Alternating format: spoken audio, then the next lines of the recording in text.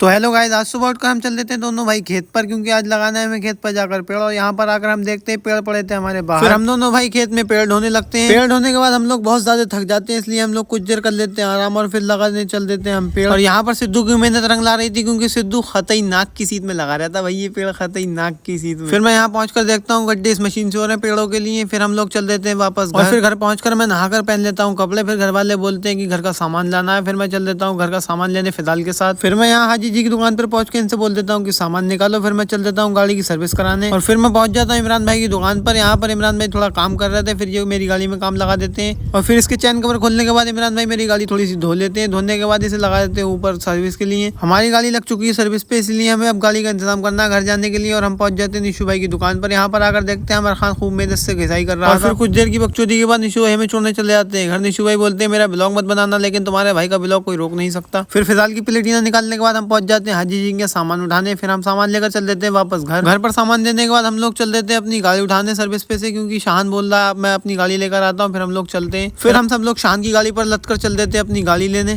फिर हम यहाँ पर पहुंच के देखते हैं गाड़ी तो खतई भैया चमक रही और फिर मुझसे इसकी चमक देखी नहीं जा रही थी। फिर हम लोग चल देते हैं नितिन भाई के पास चाय पीने और फिर नितिन भाई टपरी पर पहुंचकर हम पी लेते हैं चाय। लौंडे तो खतई मजे ले रहे थे चाय के भी और ठंड के भी। फिर हम लोग चल देते हैं वापस घर और इसी के साथ हमारा ब्लॉग समाप्त होता है।